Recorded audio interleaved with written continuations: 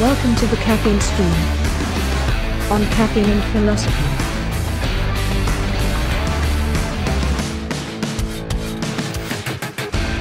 All right. Hello, everyone. Welcome to the Caffeine Stream. My name is CB Robertson. This is episode 19. And today I'm joined by our lovely repeat guest, Sierra. And we've been talking a lot about, religion and paganism and language on her podcast as well as mine. I'll include a link in the description here. But we wanted to talk, there's probably a lot of different podcasts or content that people could put out there about a variety of different words that are used and misused and misunderstood in various ways. So we thought we'd tackle just one of those words today. You could do one on religion itself, which is broadly misunderstood. You could do one on magic. You could do one perhaps from a Christian perspective on prayer. That would be interesting. But today we're here to talk about sacrifice.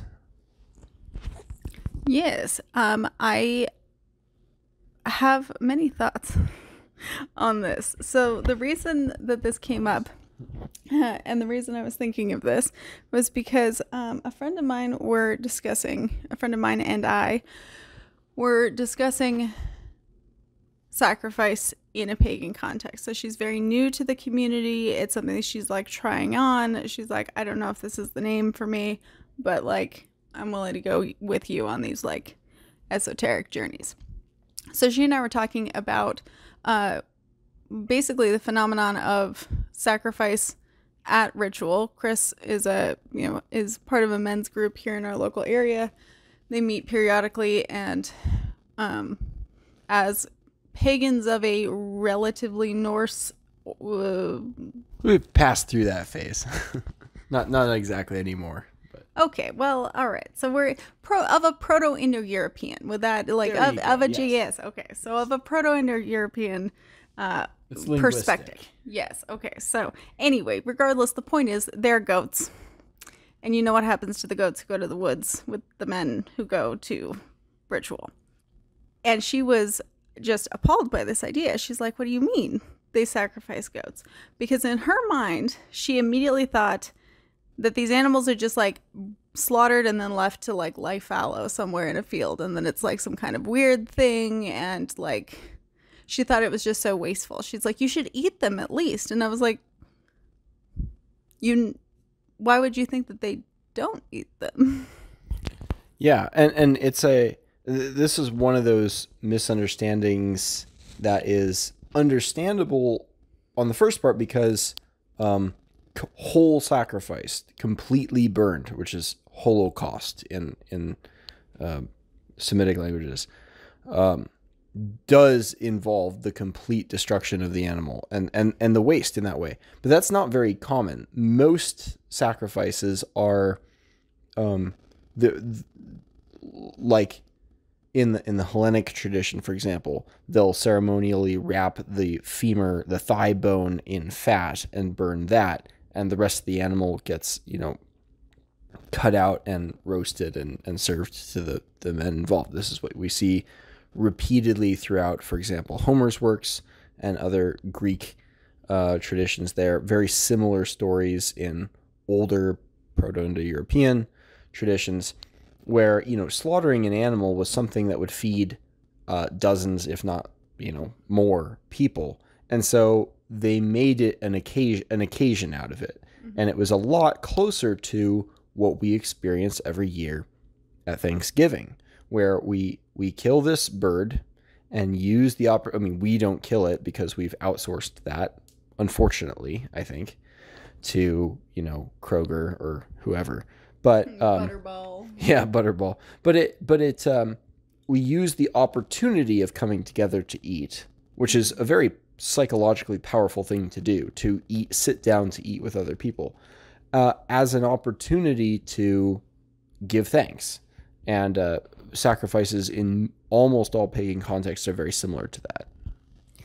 That actually just reminded me, as you were talking about Thanksgiving, I thought you were about to say harvest, because I didn't think of it as this at the time necessarily. And that's another one of the kind of like, I want to do for my own podcast that is, I'm starting to get off the ground. It's called the Wholesome Pagan Podcast. I really liked my own idea, so I'm making a podcast around it. Anyway, Google it.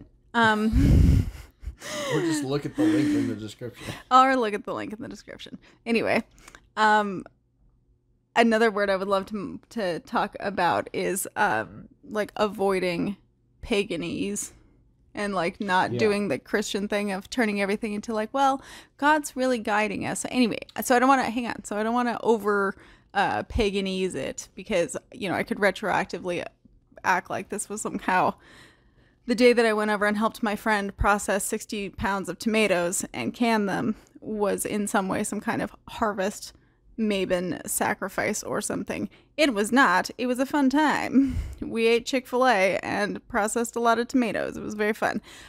It was a good time. But the point is, there are lots of occasions that you probably participate in that are very much more similar to what colloquially pagans historically probably did around quote-unquote sacrifices.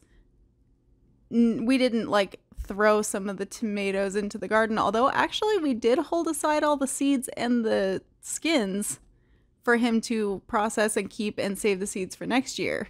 So, I mean, is he saving something to make an offering for next year? I like its interpretation. There are pagans who hold that view that essentially sacrifice of this kind is a kind of like a reification and a mnemonic device for saving for future harvests and replanting the ground and other practical things. Varg Vikernes is a somewhat controversial character who holds that view.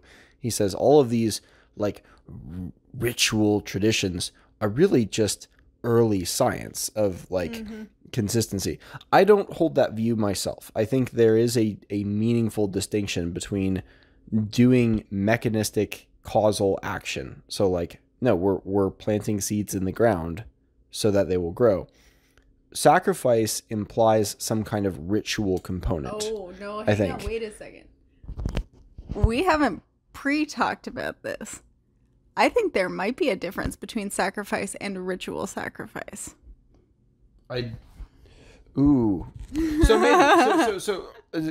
Okay, granted, but I think when we're talking about people who shudder and shy away from sacrifice, they're not shying away from sacrifice more generally. So we'd be using the term in two different contexts. And here, what I want to defend is the thing that's more controversial, not the thing that people already agree with already.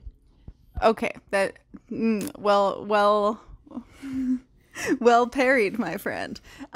So that's part of kind of where the conversation went with my friend too, was actually about like what do you think the word sacrifice means? Because definitely implicit in her understanding of what sacrifice meant was that something is, well, we eventually got to the bottom of it, was that she had a very Ayn Randian belief that to make a true, authentic, actual sacrifice, you need to elevate something that is lower above something that is of higher value and actually basically come out at a loss. Like you need to do something against your own interest in order to truly make a sacrifice. Now, I have some objections to this on a number of points. First of all, I think Ayn Rand was a little bit too much of a materialist. A little too much of a materialist, but she also is just like the kind of reactionary atheist who is probably looking at Jewish and Christian traditions around her and saying and noticing the hypocrisy and then being like, well, if you really followed your values, then like, you would really, like, you'd have to be worse off. Like, you can't benefit in any way. And that, like, I don't find that very compelling personally. The other problem I have with it is it really puts an issue in a lot of those kinds of sacrifices. Like, I don't think anybody is going to say that, people who fled on a raft from their war-torn, awful country and left every worldly possession they had and are not even to come to a country where they don't even speak the language so that their kid can have a better life. are not sacrificing. And I don't think that they are coming out worse off themselves by the end of their life, because in the short run they did something that was obviously an investment in their future, an investment in the future of their family or whatever. That's a very colloquial interpretation of what the word sacrifice means, and I think a lot of people would say that is a sacrifice. For sure, that's definitely an example of like a sacrifice in the colloquial sense. It lacks the ritual component though, and it's an example of, like, Jordan Peterson talks about this, about the idea of exchanging, ease and convenience and goodness and pleasure in the present for something more valuable in the future. And, my friend and mentor Jack Donovan talks about this in his essay, All Training is Sacrifice, which is like a colloquial use of the term. But as far as ritual sacrifice, we're beyond like direct causal trade-offs in that way. You're looking, and here are my sources, Roy Rappaport, and talking about ritual necessarily being not just a stereotyped action and a formalized action, but also sort of taking place outside the normal boundaries of direct causation. So, which is not to say there's no effect, because you do want an effect from ritual, but it's an indirect one. Yeah, if I understand that premise correctly, it seems like the best way to describe that sort of sacrifice is that, I'm going to do a series of steps that, also, if I understand Roy Rappaport correctly, I'm going to do a series of steps that have been laid out for me by my culture or my priest or by whomever in the prescribed order at the prescribed time, etc., in the necessary manner. And the result, if there is one, is something that does not spring directly from the sum of its parts, right? That it's not simply, I sowed seeds in the ground and then in the spring they sprouted into plants. Like, you put seeds in the ground and the seeds grew, like, directly, like, did I do it under a full moon because that's when my priestess told me to do it? Like, sure. But like that, all the parts were there to yield tomatoes. Yeah. But if there's some element of magic or God's intervention, God's intervention, or something greater than what is visibly present comes from whatever your offering or your sacrifice is, then that's in Roy Rappaport's view, a true ritual sacrifice. Right. And it's the value is almost in the ritual itself and not in the effects it has. There's a famous line from Confucius where one of his disciples was pushing back against some kind of a ritual, and he says, "You love the animal, I love the ritual." And it's a direct, it has direct value of its own. And Roy Rappaport's argument, of course, is that ritual more broadly, not sacrifice specifically, but ritual more broadly, is actually the source of language. It's the stereotyped action that gives stability to the words we use more broadly, and we wouldn't have language without ritual. But there is good reason to believe that sacrifice was among the first kinds of ritual. Perhaps after ritual burials, just a guess, because we see animals like elephants engaging in semi-ritualistic funerals, so that might be earlier in our history too. Just speculative, but the value of ritual is in the stereotyped formalized action itself, and sacrifice being one of the earlier kinds of ritual, sacrifice has value as ritual first and foremost, regardless of desired effects in the present, although it might have that as well psychologically. I am not sure that I can possibly build on that. I think you've said exactly what needs to be said there. So I'm gonna take it in a slightly new direction. I think also one of the things that came up as I was talking through with my friend and just using our conversation as kind of a flow direction for this podcast as well. The next kind of thing that came up after we addressed the issue of like, does sacrifice mean waste? Does sacrifice mean, making something worse off to be like real? We also went through the topics of like, just what sacrifices can be and like what people immediately think of when they hear that like, ooh, pagans do sacrifice. And so like as soon as you hear like goats in the woods, you're into something beyond just like the normal. We're moving out of the vague, generic, secular people who don't have any kind of faithy based practice of any kind, and you're starting to get into something a little bit religious. If there are goats in their woods, it's something else, right?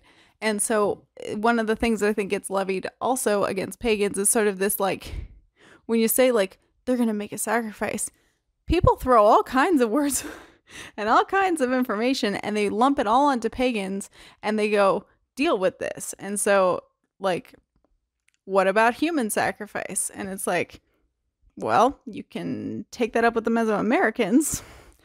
No European, African, or Asian has done that since the Iron Age. So, like, you can't necessarily take, like, did you throw the word sacrifice out and now make me have to deal with this word? Sure, but, like, a human sacrifice is not something that is in our European tradition in anything approaching human memory. Well, so I might disagree there. What? There is that we have which people have been human sacrificing? Well, wicker men in among the Druids. But they're not people. They're representations of people. Okay, so the way wicker men look, this can be an education for other people in the nature of the sacrifice. They would build these giant wicker men and fill them full of people and then burn the entire edifice. That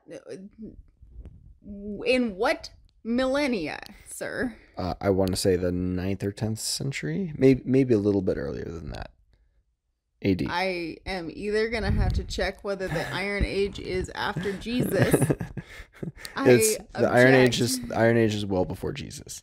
I object. In either case, it's rare. The important point. Hang on. The important point here is that sacrifice is a generic term that describes this ritual giving of something to the gods and can be used in a good way or in a bad way. I mean, among Christians, people can pray badly, right? And to me, the most relevant example of human sacrifice comes from Aeschylus's story of Iphigenia, where Agamemnon, and this is Bronze Age, this is post-Iron Age, Agamemnon is trying to sail to Troy, can't get a good wind, so he sacrifices his daughter to Artemis for good winds. And Artemis hates him for it. She gives him good winds, but still holds it against him. And this creates one of the greatest intergenerational blood feud curses known. It was considered to be, this idea of human sacrifice was considered a horrible thing, an abomination to the gods and to men. And it created one of the greatest dramatic play series in Greece, Aeschylus's Oresteia. So human sacrifice was broadly in the Western tradition frowned upon. I do want to disagree that it on the subject that it never happened, but it was exceedingly rare, and among normal, decent people was thought to be horrible. On the other hand, ritual sacrifice as a broader thing of most often cows and goats has been a very consistent feature of all cultures throughout almost all of human history. So the idea that sacrifice is very weird is true in our time, but from a historical perspective, our view is in fact extremely strange. Well, yes, okay, so I had some objections, as you may have heard in the background. What do you mean, pray badly? Okay, we'll talk about that later. We'll get to that if we get to it. Okay, so where I thought you were going to go with that was to bring up the story of Abraham and Isaac. And that was the next thing I was going to say, is like, and this is what I said to my friend as well, that like, if you have issues with human sacrifice, like, take it up with the Mesoamericans. Like, almost no European has done that in like many thousands of years. And also, actually, according to my Wikipedia research, Asians, Africans, like basically everyone except for South America was like, we don't kill each other to the gods. There are other animals. Let's do somebody else. But the Jews, as far as I'm aware, are the only ones who typically did whole burnt offerings, where then the animal or whatever was completely, and I don't know if you can say wasted. Wasted is a strong word in my mind. I think when my friend was imagining it, she was imagining something a little more like gory, and then you leave it there in a field somewhere. Whereas, at least my understanding of the Jewish practice is that you burnt the whole thing. The entire thing needed to go up as, smoke and ash to God for it to count. Which, I mean, it means that the entire thing is being consumed in the purpose of beseeching God to cover your sins or whatever function you were using for it. So, I mean, did you get to eat it? No, but like the whole animal was necessary to serve its purpose. So like, is it wasteful? I'm not sure. Regardless, the point is, Europeans in our lineage of how we have historically done sacrifice for as long as we can documentedly account for it, has not been intrinsically wasteful, has not intrinsically included anything about humans.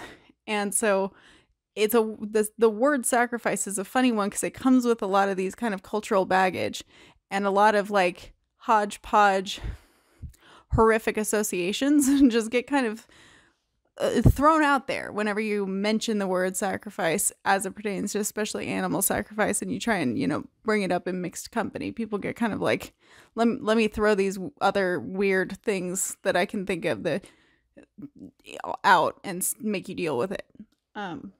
So on the note of throwing things out, though, I think it's important to point out that so much of what I like to call modernism, which is the thing that postmodernism rejects, or thinks it goes beyond, is the idea that we have transcended myth and the need for myth and religion. This coming out of the Enlightenment, embracing of reason and rationality, and science, namely. This thing itself has religious roots, namely, it is derivative of the myth of Socrates and this pursuit of wisdom through questioning, and by his student Aristotle, of like systematic empiricism, of pursuing wisdom for its own sake, and the sacred belief that this is an intrinsic good, and it rests upon that belief being unchallenged. It is a religious first principle with myth that undergirds it. And in the name of this religion, we have made some serious sacrifices, including human sacrifices, I would say, in the name of science. Now, I don't want to be one of these anti-science people who says that. I think science is a lot of good, but it is sort of a non-unique issue here. People make many sacrifices in the name of science, in terms of time, in terms of money.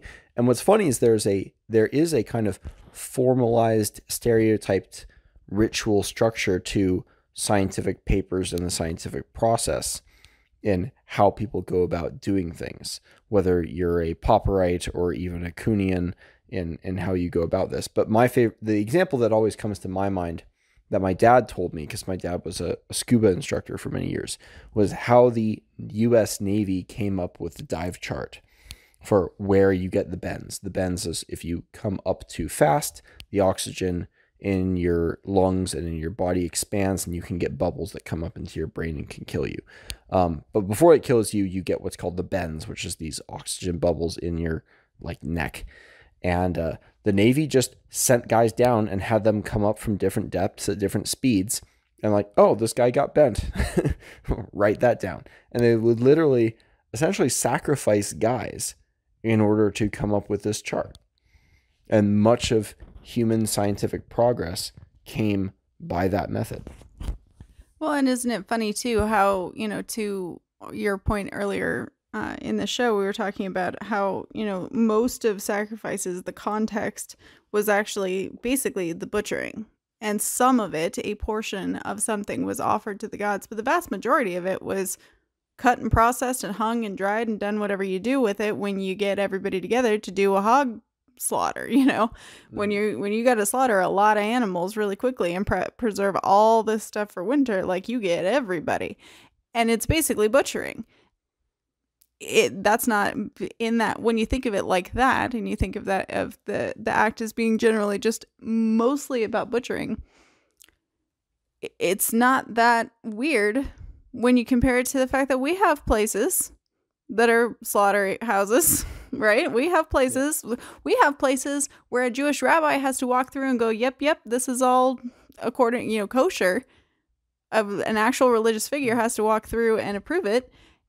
It's almost exactly the same. And what I think what you're talking about with the modernism, what's interesting about modernity is that it didn't actually remove the myth, and it didn't actually remove the ritual necessarily. It just hid it behind modernistness, right? Like, you're now one step removed from the human sacrifice, which is, all of us who got, different vaccine trials, right? Like, all of the people who lined up to go get these shots to determine whether this really worked or not and had to get monitored and blah, blah. You now, the person, the person receiving a successful vaccine, are removed from all of the human sacrifices who went before you in order to make it possible. And we now, as modern people, are removed most all of the time from butchering. I think that's also something that people incorrectly assume about pagans, is that we're like glorifying and enjoying the, like, it's gonna be so gory and butchery and yucky and gross. And like, I'm just waiting to get to unleash my grossness and be gross with the goats and whatever. And that is that is such a belief that somebody who has never killed something, has never been in the presence of something that's died, and has never tried to like butcher and care for an animal. That's a belief that only somebody who has been so separated by modernism could believe. Yeah, and it points to, this is the thing I've been itching to say for the last like minute and a half now. It points to the, I will go so far as to assert the moral superiority of participating in the killing of the animal yourself, because you actually feel the weight and the significance of death in that moment. This is something I want to say David Foster Wallace talked about, but I could be wrong there. But Joe Rogan has certainly brought this to the surface. He became a bow hunter precisely because he watched too many PETA videos and saw the horrible mistreatment of factory farmed animals. And he said, this is disgusting. This is awful. And no matter how you feel about, animal rights, whether they exist or not, or like, no, they are raised for food or whatever, there's probably something wrong with you if you can look at how many, not all, but many of our food animals are raised and not be revolted by that, not feel disgust at how this is treated. And he says, I had to either become a vegan or I had to become a hunter, and I opted for hunting because there, the weight of killing, you feel it, and you don't want to waste that animal. Whereas the meat that you get in a foam tray from the store, you are emotionally detached from the cost of that. And it makes like crimes against nature and horror beyond human imagination possible because you have blinded yourself to the cost from it. The Jack Donovan I mentioned earlier taught me that like all life comes from death. And it's true. And that doesn't mean you have to kill yourself. It doesn't mean you need to become an antinatalist. But there is a moral superiority to understanding that and taking the death that sustains you seriously. And ritual is a part of that. It's about taking the death of animals that sustain you seriously. And I feel like there's no place where you can see that more vividly than if you've ever watched the show Alone. And you see those people who are literally starving alone in the woods. And they're like, oh my God, I needed this rabbit today. And they are weeping over the rabbit. Grown men in tears over this cache of a squirrel's cache of nuts that he stumbled upon and is 100% going to eat now. Like, I mean, when you get, the closer you get to the reality of how critical it is to eat and how meaningful it is to eat when you're hungry, to eat something that will sustain you for another 2 or 3 days in the game, another, week of life, any further amount of time, the closer you get to that, the more spiritual the experience becomes. Now, I'm not saying that we necessarily need to go out into the woods by ourselves and, jump on the back of a yak with a knife and try and stab it to death like that one guy on Alone. I'm not saying you need to go that far in order to truly understand the depth of what you're doing, but there are obviously things that we can do to get a little bit closer to the awareness of the sacrifice that that animal is making for us and the reflection that that has in our relationship to whatever you believe spiritually. And I don't think it has to be weird sacrifice like people sometimes think it is. Yeah. Well, I mean, it doesn't have to be weird, but I think in a world where we don't need to run around in the woods and starve for 2 days before we get a rabbit or a pike or something, it's much easier to be disconnected. And so sometimes I think actually the weirdness of it and the stereotyped formality of it, the consistency of it, can actually help bring our attention back to the significance of the act that otherwise we might take for granted in an industrial world. And there's something very powerful about, you go to the store, you buy your T-bone steak, or you buy, or worse, your ground meat, which is basically not even visibly the animal anymore. It's just a bundle of protein. You're like, oh, awesome. It's plastic wrapped, just food. But it's not. That came from a living animal. Mm-hmm. And when you go out into the woods and you actually participate in the killing of the animal and see it die, whether that's through hunting or whether that's through actual ritual sacrifice. I think but both of them perform this function. You actually, you really grasp the significance of it, and it brings a greater significance to your own life. It brings a sense of like the compensation for this animal, for the death of this animal, means I need to bring something good into the world before I become, food for someone else. I think it was actually on the show Yellowstone that he was the dad, great actor whose name I can't think of. Anyway, the patriarch of the Dutton Ranch was explaining to his grandson that killing is the one thing you can't take back. But at the same time, and on that same hunting trip with his grandson, he also said everything has to kill something to live. And he's like, the grandson's trying to square those, 2 pegs to make it round. And he's like, but what do you mean? And it's like, well, the bovine is eating grass, but like that grass is dying in order for the cow to eat. We're killing the cow so that we can eat it. And the truth is, at some point we will die and, we'll become food for worms or whatever I mean, maybe we'll go on a funeral pyre and get burned. Who knows? Depends on your culture.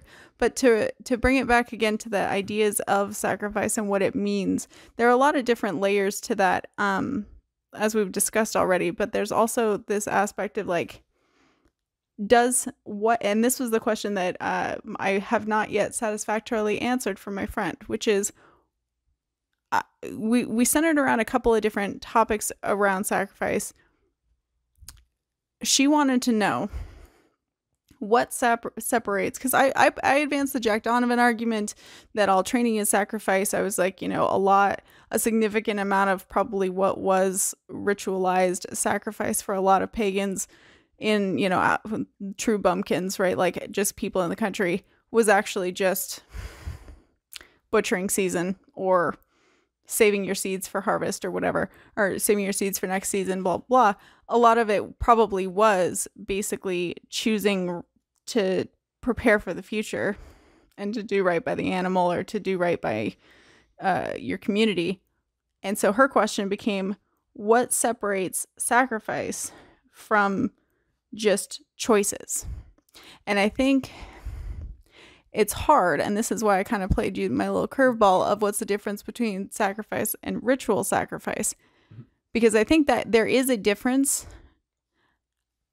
but it's a little mushy to quantify, because you do have this issue of like, if you just keep making the right choice, the quote unquote right choice, if you just keep training and you get stronger eventually, and that was a sacrifice because you weren't hanging out with your friends, you weren't drinking beer, you weren't relaxing, you weren't watching Netflix or whatever, like all the things all the fun stuff you could have been doing instead of training, physically training. Or I wasn't working, I wasn't making money, I gave up money so that I could be training, so that I could get strong. It's like, where for us as pagans does some sacrifice separate from just choice, good choices? Yeah, well, and this is like the Jordan Peterson point that we sort of went over further, but maybe is worth elaborating on. He talked about the idea of exchanging, one thing for another. But I think the crucial part is the ritual component, and it comes down at the end of the day to, is there value in ritual? Because so much of what people talk about as sacrifice is just choices. And you could talk about sacrifice very meaningfully as just exchange. You could just do away with the word sacrifice and be like, that's not a useful phrase, and just say, no, I'm going to just exchange these. I'm going to trade this for that. And the opportunity cost in economic terms is the thing I'm giving up for the thing that I think is more valuable. That's Ludwig von Mises. That's human action. Like, done deal. There's no mystery. There's no supernatural. There's no mysticism going on. What Roy Rappaport and I would imagine Eliade, I still need to read him, and other more mystic people are saying is that there is something significant to the ritual itself, and that can at a direct causal mechanistic view be wasteful. And I think a good example, let me give an example of that in a micro scale. Okay. When you go to a wishing well, for example, and you throw a coin in and you make a wish, that is, I think, maybe the smallest example of a pagan ritual I can think of. You make a wish and you chuck a coin into a well, maybe over your shoulder or whatnot. You just wasted a coin. But is it like the coin didn't buy you anything directly? But something feels weird about calling that a waste, because there's something in the participation and in the hope it creates and in the broader culture you are participating in by doing that. That is like to call it a waste is almost to fail to account for all the variables, and it fails to to account for especially the psychological, and most materialists don't like this, just talking about the spiritual benefits, but psychological is very similar, benefits that come out of that. Okay. That is not where I thought you were going to go with that. And so I'm glad I let you finish. For the first time. Well, that's a very interesting, yeah. I think the question I was going to ask you is, would you disagree with people like Jordan Peterson and even Jack Donovan and say that, like, no, sorry, bro, training is not sacrifice. You're just making good choices every single day. And like, good, make good choices, make good choices. But I think what you said there is a little is the right nuance. It's like, you might be making like to harken back to my example of, someone fleeing their awful war-torn country and leaving everything to go give their kids a better life. And maybe they don't die in absolute destitute poverty. So like their life was improved too. Colloquially, we would say that, yeah, obviously that person sacrificed a lot to make a better life. I think we also would say that in a funny way, tossing a coin into a well is definitely a sacrifice. But that one almost it leans more on that ritual part, and that is a nuance that I think you're right. Like to really, at least in our opinion, to really call it a sacrifice, there has to be some ritualistic aspect to it. So it can't merely be good choices. Well, and it goes beyond the good choices as defined by the rationalists. I've been in the last podcast I did, I was saying some negative things about Daniel Ariely's book, Predictably Irrational. This foundation of behavioral economics that basically says, look at how bad people are at being homo economicus, at just maximizing their utility and their financial utility. They say they want to do these things, but that's not how they act. And it's like, well, that's only stupid if you assume that maximizing utility and wealth are the only things people care about. And I mean, jumping from the pettiest of ritual examples of ritual sacrifice examples, literally throwing a single penny, basically the smallest sacrifice you could imagine, into a well. Think about the ritual suicide of seppuku. Is it wasteful? Well, yes, in a way, but to call it wasteful is to use completely the wrong standard for whether this is the right or wrong action. When you look at the image in Vietnam of the Buddhist priest who set himself on fire. Can you explain seppuku? Seppuku, yes, I can. Seppuku is Japanese ritual suicide. It was an extremely painful way to die, in which a samurai would take his tanto, his short sword, or maybe the wakizashi, I don't remember, and basically cut open his stomach from left to right, and then cut up vertically to his sternum. It was, and then if he was lucky, he had a second who would cut off his head when the pain got too unbearable. But and it was a very formalized ritual. Why? To restore honor for a man who had been dishonored. And the second example I was bringing up there is the Buddhist monk who set himself on fire in Vietnam, I want to say. Very famous photo of him sitting there perfectly calm as his body is completely ablaze. Like that was I don't know if it's a formal stereotyped action of a proper ritual, but it certainly had a lot of the markers of ritual in its formal behavior, sitting in seiza and so forth. And to say, isn't that a waste? Sort of requires asking, well, what's considered valuable here? The people participating in this aren't viewing raw, physical material as the only valuable thing going on. And so participation in a tradition is a component of the value of ritual, and including sacrifice. But it just so happens that the continuation of life is a part of that as well. Yeah, I'm not sure that I have any more to add to this, because I think that is the correct conclusion to make. I think, to kind of summarize, it's like, when you, at least for us, when you kind of come to the bottom of what is and is not a sacrifice. A sacrifice is something that's been in our cultures, and I'm going to say very broadly cultures, because it's a ritual sacrifice. And ritual sacrifice has been a human universal throughout all of time. It looks different in every culture. Obviously, we descend from the Proto-Indo-European stories, but like, it's everywhere. Everybody has it. It's like slavery. Everybody does it. But well, that's a dark joke.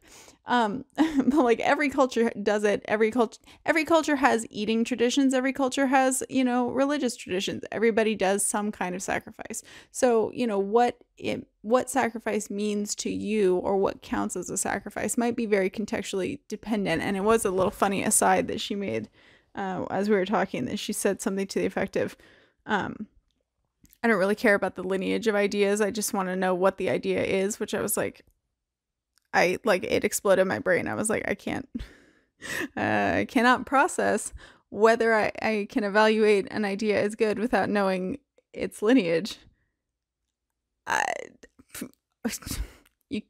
Death of the author of ideas. I couldn't handle it. So anyway, yeah.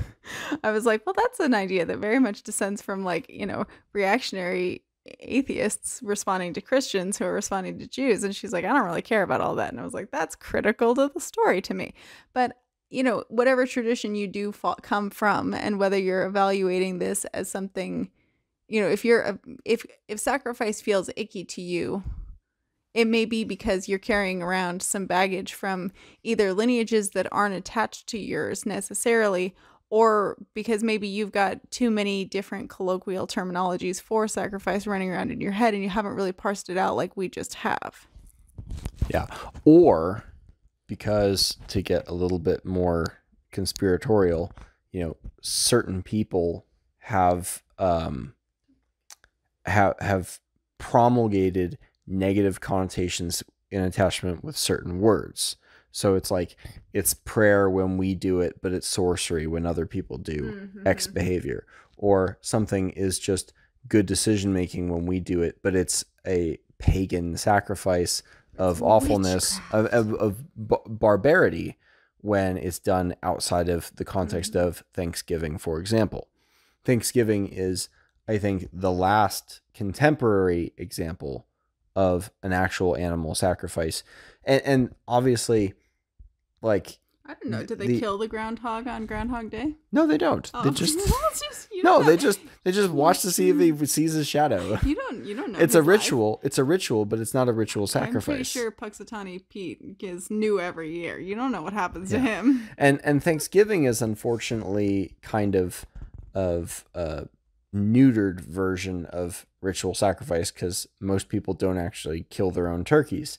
Well, and then most people also waste too much time objecting to the idea that the Indians, were just happily living their lives, and then we came and we stole their corn. Yeah, well, I thought Thanksgiving was about us coming together, anyways. But like, it was the one time that's not about that.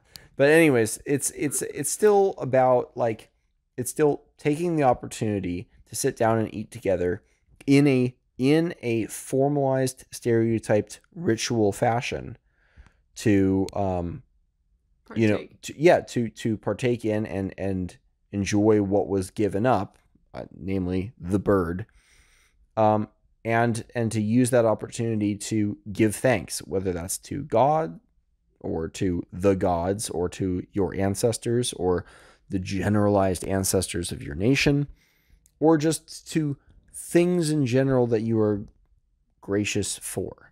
And that's exactly the formula for ritual sacrifice that we see historically, for the most part.